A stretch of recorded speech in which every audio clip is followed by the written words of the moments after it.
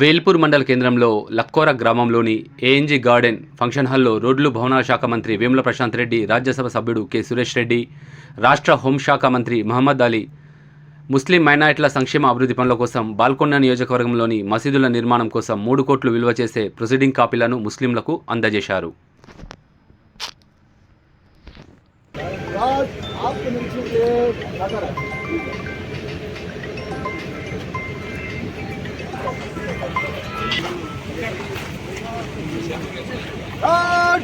நன்றி கடவே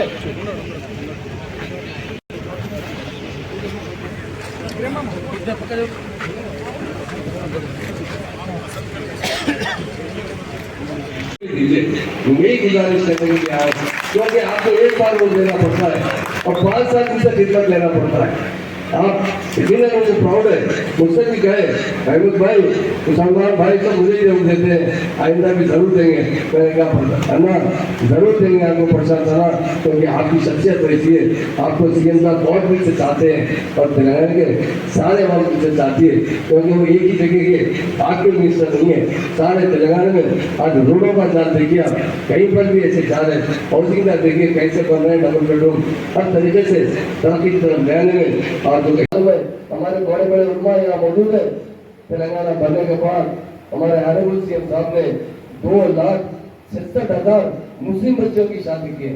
आप बताइए कि एक स्टेट के अंदर तेलंगाना में 2,66,000 अमाउंट क्या खर्चा किया गया उन लोगों के मायों के नाम पर 2,40,000 करोड़ 240 करोड़ रुपए हमारी बहनों के अकाउंट में गए, जिसकी बच्चों की शादी हुई। पहले सीएम साहब ने 51,000 चुकी, बाद में 1 लाख थी। आप बताइए आज किसी स्टेट में, हिंदुस्तान के स्टेट में किसी की शादी में 2,400 करोड़ रुपए अगर हमारे अकाउंट में आते हैं मुसलमानों के, तो मामूली बात नहीं से हमारी गुजारी आ सकती है। एक बार शादी करके देखो, दूसरा बार घर बना के देखो, 2 चीज बड़े तकलीफ के होते हैं। अभी आप देखिए प्रशांत अन्ना के बारे में हमारे मोहित साहब ने बताया, कोई निर्णय नहीं देखा, मुसलमान 12% है, मुसलमान को 4% नहीं, यहाँ पर 25 से 30% जो मकान बनाए गए उसमें 30% ज्यादा मुसलमानों को दिए गए। एक मकान 9 लाख से बनाए जा रहे हैं और उसकी कीमत 25 लाख 30 लाख 40 लाख है। ये हमारा इंसाफ। प्रशांत अन्ना हमेशा हमारे सीएम साहब के साथ रहते हैं, उनकी हर बात पर ध्यान देते हैं और हमारे सीएम साहब जब भी कोई बात आती है तो सबसे नहीं पूछते और प्रशांत अन्ना से जरूर पूछते हैं। क्यों पूछते? इंसान अपनी औलाद को चाहता है, सबसे औलाद में भी अगर 4 बेटे हैं तो उसमें सबसे नेक बेटा है तो उससे पहले पूछा जाता है। तो हमारा प्रशांत अन्ना केसीआर साहब का छोटा भाई है और बहुत नेक छोटा भाई है, जो बहुत प्यार से उन्होंने बात करते हैं और वो आपके एमएलए हमेशा आपके साथ रहेंगे। उसी तरह मैं कहना चाहता हूँ, रेजिडेंशियल स्कूल के बारे में बताया गया, साबिका में 50 साल में कोई रेजिडेंशियल स्कूल नहीं पढ़े। तेलंगाना बनने के बाद हमारे सीएम साहब ने सारे लोगों के साथ मुसलमानों के लिए भी 204 रेजिडेंशियल स्कूल खोले गए। उसके लिए मैं बताना चाहता हूँ, तेलंगाना बनने के बाद 2009 जो मुसलमान इस हिंदुस्तान में 800 साल हुकूमत किए थे, आज हमारी तेलंगाना स्टेट में हमने एक तो नहीं 7 निजाम को देखे हैं। जो हमारे आखिरी निजाम थे उस्मान अली बादशाह, वो दुनिया के दौलत पर इंसान थे, उनका दिल भी इतना बड़ा था। जब हमारी सेना से जंग हुई थी, उस जंग में हम लोगों ने बहुत बड़ी तरीके से नुकसान उठाया था। तो उस वक्त शास्त्री साहब जो हमारे प्राइम मिनिस्टर बुलाकर उन्हें कोई दुनिया में कोई ने उन्होंने अपील की थी कि हमारे हालात बहुत खराब हो चुके हैं, हमें कुछ मदद चाहिए। वो मदद देने वाले मीर उस्मान अली खान साहब थे, जो 5 टन सोना शास्त्री साहब को दिए थे। बताइए कोई है क्या? मुसलमान इस वतन से मोहब्बत करते हैं। हमारे जमात इस्लामी के सदस्य साहब ने जो बताया, हमें जो तरबियत दी गई है, हम अपने वतन में बसने वालों से मोहब्बत करते हैं, इस वतन से मोहब्बत करते हैं। उसी तरह मैं हमारे सीएम साहब के बारे में 2000 से 1 से देखता आ रहा हूँ, जिस तरह प्रशांत अन्ना ने कहे, दुनिया में बहुत कम लीडर ऐसा पैदा होते हैं। मैं कहना चाहता हूँ, लोग बड़े बड़े सीने की बात करते हैं, 56 इंच का सीना नहीं चाहिए, 6 इंच का दिल अच्छा चाहिए। 6 इंच के दिल से हम आपकी मदद कर सकते हैं। मैं तो आपसे एक बात कहना चाहता हूँ, हिंदुस्तान में दो लीडर पैदा हुए आज तक।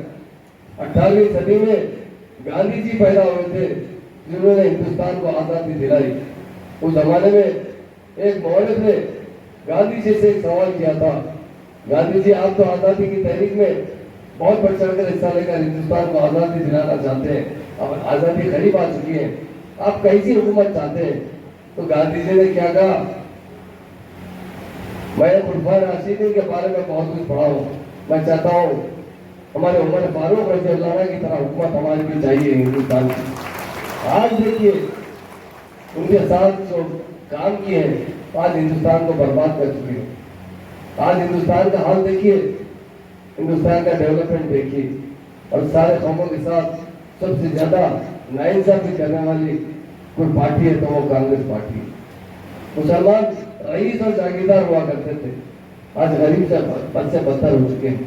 इसलिए तेलंगाना में 14 साल हमारे सीएम साहब ने बड़ी जद्दोजहद की, और इससे पहले भी 1969 में डॉक्टर जिन्ना साहब भी तेलंगाना के लिए जद्दोजहद किए थे। उनके जद्दोजहद में 400 लोग पुलिस की गोलियों से शहीद हुए थे, और हमारे महान महात्मा लीडर केसीआर साहब ने एक आदमी को पुलिस की गोली लगने नहीं दी। विदाउट वायलेंस तेलंगाना हासिल करने वाले को लीडर है महान और महात्मा लीडर केसीआर साहब।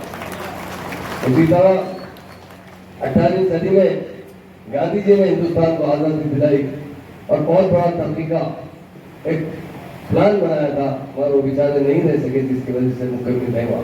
पर अल्लाह का फजल है, हमारे सीएम साहब भी उसी तरह 18वीं सदी में गांधी जी पैदा हुए थे, 19वीं सदी में वो पैदा होने वाले महान लीडर है वो केसीआर साहब। इसलिए केसीआर साहब यही चाहते हैं कि हमारी स्टेट में सारे लोग खुशहाल रहें, सारे लोग तरक्की करें। और वो हमेशा इस बीच में एक बात कहा करते थे, मेरे घर में कोई मुसलमान बड़ा ऑफिसर आता या कोई हमारे वालिद का दोस्त आता तो मेरी माँ एक कमरा अलग रखी थी जिसमें एक जानिमाज और एक कुरान रहती थी। जब कोई बुजुर्ग आते तो कोई नहीं जाता कमरे में, मेरी माँ जाकर वो कमरा साफ करती थी, पहुंचकर जानिमाज बिछाकर उन्हें बुलाया जाता था कि आप आकर नमाज पढ़ें। ये कल्चर जानने वाला कोई लीडर है वो केसीआर साहब। इसलिए मेरे भाइयों से कहता हूँ, बहुत से स्कीम उन्होंने लाया। आप बताइए, 1-2 साल में यहाँ पर 50 साल कांग्रेस ने हुकूमत, आज कांग्रेस को 6 पॉइंट फार्मूला बता रही है, तो उसमें कुछ भी दम नहीं है। मैं एक ही हमारे बुजुर्ग हजरात है, हमारे अल्लाह ताला ने ऐसा कहा है, जो एक बार जिसको आजमाते उसे बार बार मत आजमाइए। हम देख चुके हैं कांग्रेस को 50 साल, हमें गरीब से गरीब बनाने में कोई पार्टी है तो वो कांग्रेस पार्टी है। दूसरी पार्टी बीजेपी तो हम जानते हैं वो तो हमेशा एंटी एजेंडा बात करती है, उसका एजेंडा ही अलग होता है। मगर हमारे अनुभव सीएम साहब ने जिस तरह तेलंगाना हासिल हुआ, उसके साथ ही उन्होंने मुसलमानों के साथ पहला इंसाफ क्या किया, आपका भाई, आपका खादिम, आपके बीच में रहने वाला आपके भाई को एक डिप्टी सीएम का ओहदा देकर मुसलमानों को इज्जत। बताइए 7 साल के अंदर 70 साल हो चुके हैं, कांग्रेस और तेलुगु देशम ने कभी एक मुसलमान को डिप्टी चीफ मिनिस्टर या रेवेन्यू मिनिस्टर बनाया? बताइए। आजादी के बाद पहला रेवेन्यू मिनिस्टर वही जो केसीआर साहब ने बनाया। मुसलमानों को उन्होंने इज्जत देना है तो सबसे बड़ा ओहदा देना जरूरी है। दूसरी मर्तबा उन्होंने मुझे होम मिनिस्टर का ओहदा दिया, वो आपकी हिम्मत के लिए, और उन्होंने उनके साथ किसी एक को वोट दिलाया, एक मुसलमान होम मिनिस्टर महमूद अली को वोट दिलाया, जो आपका खादिम है, आपके बीच में रहकर आपकी खिदमत करना चाहता है। ये सेकुलरिज्म का नाम, इसी को कहते हैं सेकुलरिज्म। जबान से बोलने से नहीं होता, अमल करके बताना पड़ता है। अभी बहुत से स्कीम होता है, अभी प्रशांत थाना भी पता है शादी मुबारक के बारे में। आज मैं बहुत खुशी हूँ, बहुत खुश हूँ कि इतने सारे मेरे मुसलमान भाई लोग मुझे दुआ देने के लिए आए हुए, और मेरा बहन लोग भी आए हुए। माफ करना भाई,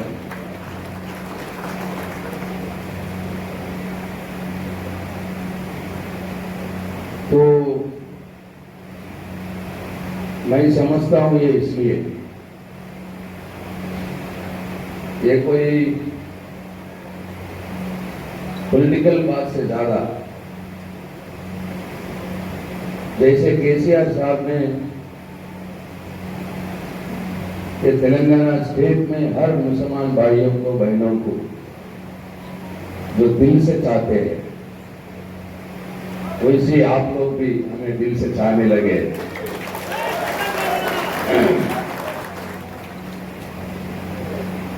और मैं सच बोलता हूँ कि मैं केसीआर साहब से हर दिन रहने वाला आदमी हूँ। वो ऐसे आदमी है कि ये दुनिया में, सारे दुनिया में हर कोई ट्रू सेक्युलर लीडर है बोले तो number 1 true secular leader KCR साहब।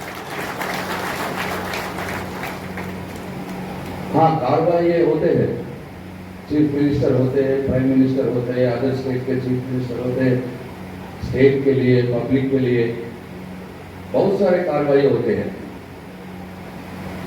मगर वो होते हुए भी ऐसा ये मतलब किसी से हमारे माइनॉरिटी लोगों को, मुसलमान लोगों को अगर धक्का लगा रहे तो उन्होंने चुप नहीं बैठने वाले और कभी भी सपोर्ट नहीं करे इसको, कभी भी। वो ट्रू सेक्युलर है, बस ये चाहते हैं, केसीआर साहब ये चाहते हैं कि ये मुल्क में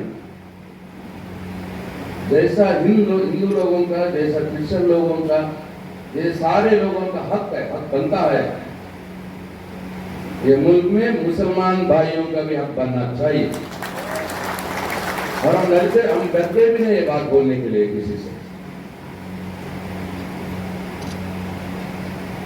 इसीलिए जैसे कांग्रेस वाले करते आए हैं 60-70 साल से कि कोई जो मुसलमान के जो खिलाफ पार्टी है और माइनॉरिटीज के जो खिलाफ पार्टी है उसको दिखाओ और डराओ माइनॉरिटी लोगों को और वोट ले लो।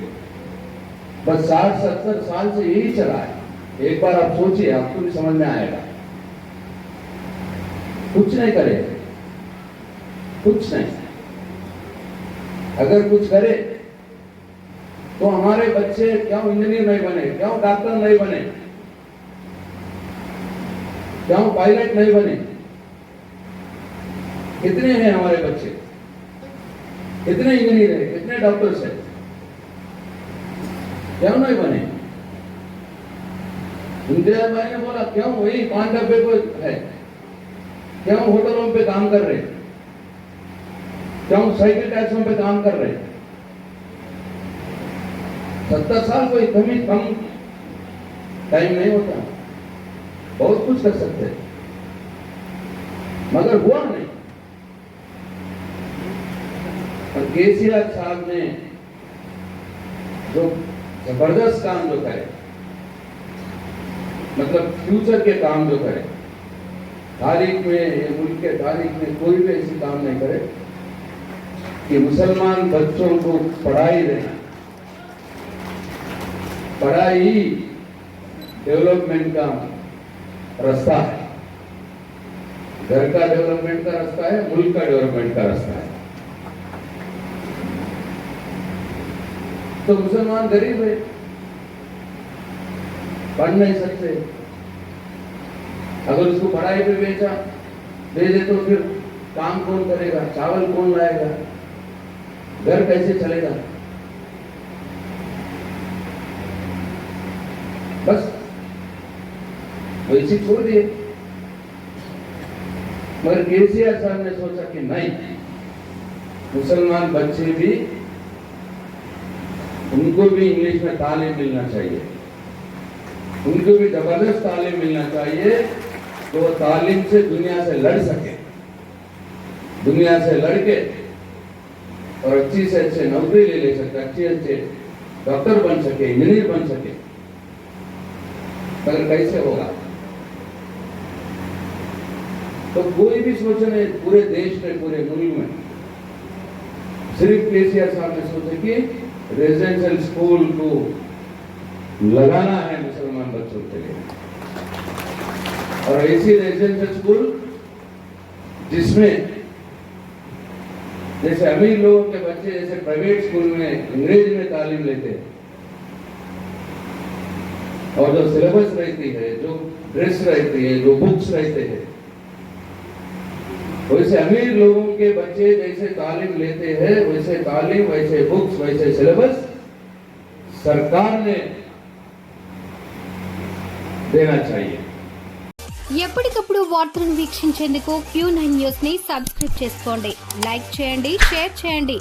విలువైన సమాచారాన్ని ముందుగా మీరే తెలుసుకునేందుకు బెల్ బటన్ ని క్లిక్ చేయండి.